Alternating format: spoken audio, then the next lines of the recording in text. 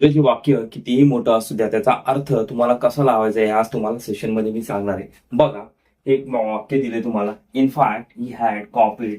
Now he admits that he had brought notes along. बघा, जर तुम्हाला वाक्याचा अर्थ काढायचा असेल तर तुम्हाला दोन गोष्टींचा एक माहिती असणं गरजेचं आहे. एक म्हणजे टेन्स आणि त्याचा ऍक्टिव्ह आणि पॅसिव्ह. दुसरं म्हणजे हेल्पिंग वर्ब, त्याचं ऍक्टिव्ह आणि पॅसिव्ह. हे पण कसं, मराठी टू इंग्लिश आणि इंग्लिश टू मराठी. म्हणजे हे कन्सेप्ट हे क्लिअर असले पाहिजे. बघा, त्याच्या पुढं जाऊन तुम्हाला सांगतो कसं आहे. आता इनफॅक्ट तुम्हाला अर्थ, शब्दांचे अर्थ हे माहिती असणं गरजेचे, तरच तुम्हाला त्याचा प्रॉपर अर्थ तुम्हाला लावता येईल. आता जसं की बघा, इनफॅक्ट इनफॅक्ट म्हणलं तर काय येईल, त्याचा अर्थ लिहून घ्या. इनफॅक्ट म्हणजे काय, वस्तुस्थिती. ही एक काय तुमची फ्रेज आहे. काय फ्रेज, त्याचा अर्थ काय होतो, खरे तर, खरे तर किंवा वस्तुस्थिती. त्याच्यानंतर आहे खरं पाहता. ओके, बघा त्याच्यानंतर मी तुम्हाला काय सांगितलंय की काळ कोणता आहे. आता ह्याच्यात काय, ही हॅड कॉपीड म्हणजे कुठला काळ आहे ह्याच्यात, परफेक्ट पास्ट टेन्स. काय परफेक्ट पास्ट टेन्स, कारण की ही नंतर हॅड आले. हॅड आपण हे परफेक्ट पास्ट टेन्स मध्येच वापरतो, कारण की त्याच्यानंतर V3 आले. म्हणजेच ही हॅड कॉपीड. आता परफेक्ट पास्ट टेन्स म्हणजेच पूर्ण भूतकाळ. ओके, आता त्याच्यानंतर आहे काय, हे वालं वाक्य, ही ऍडमिट्स. बघा, ह्याच्यामध्ये तुमचा कुठला काळ आहे, सिंपल प्रेझेंट टेन्स. आणि तिथं परत का, ही हॅड ब्रॉट, ह्याच्यात सेम अगेन कुठला, परफेक्ट पास्ट टेन्स. आता तुम्हाला अर्थ कसा लावायचा आहे.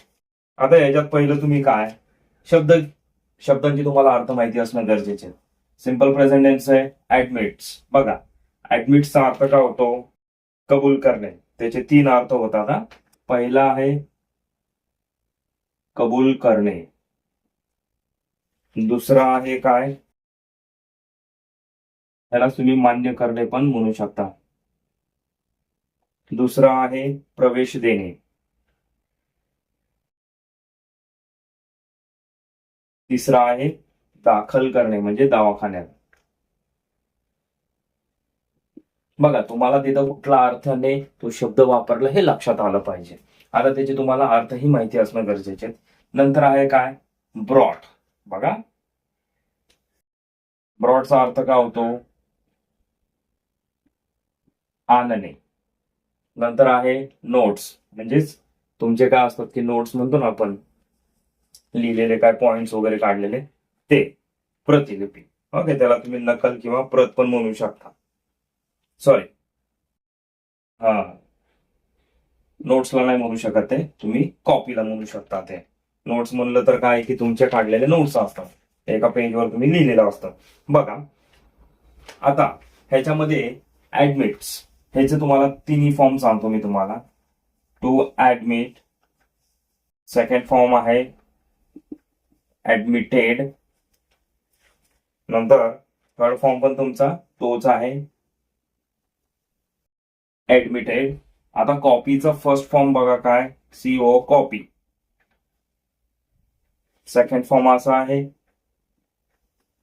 ओके, नंतर ब्रिंगचं पहा, टू ब्रिंग, ब्रॉट,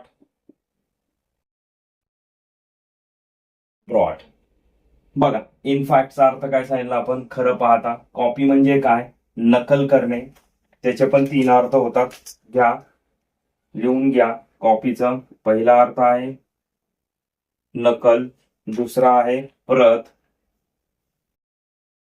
तिसरा अर्थ आहे प्रतिलिपी. काय, प्रतिलिपी म्हणजे एखाद्याची तुम्ही काय करताय, कॉपी करताय, हे की नाही. प्रतिलिपी म्हणजे कॉपी.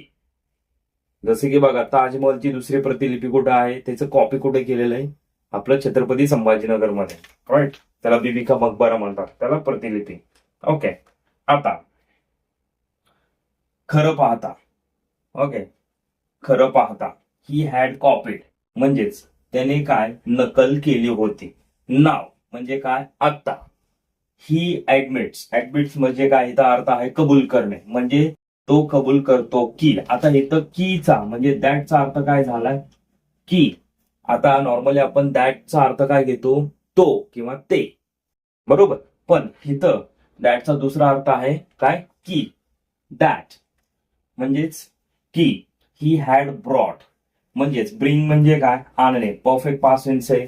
आणलं होतं, पाहिलं होतं, दिलं होतं, म्हणजे ही हॅड ब्रॉट म्हणजे त्याने आणलं होतं नोट्स. अलॉंग म्हणजे काय सोबत.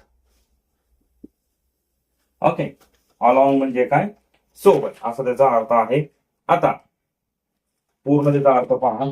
खरं म्हणजे त्याने कॉपी केली होती, त्याने आता हे कबूल केलं आहे की आपल्यावर नोट्स त्याने म्हणजे त्याच्याबरोबर त्याने त्या नोट्स आणल्या होत्या. म्हणजे तुम्हाला हे वाक्य असं तोडायचंय. हे थोडे दिवस तुम्हाला असा अभ्यास करावा लागेल. मग तुमच्या एकदा लक्षात आलं की अर्थ कसा होतो, तसं ना म्हणजे त्याच्यानंतर तुम्हाला हे असं ब्रेक करून किंवा लिहून वगैरे असा अर्थ लावायची गरज पडणार नाही. हे फक्त तुम्हाला सुरुवातीच्या काही दिवसांमध्ये ही प्रोसेस तुम्हाला फॉलो करावी लागेल. काय डाऊट असेल तर कमेंट बॉक्समध्ये कमेंट करा.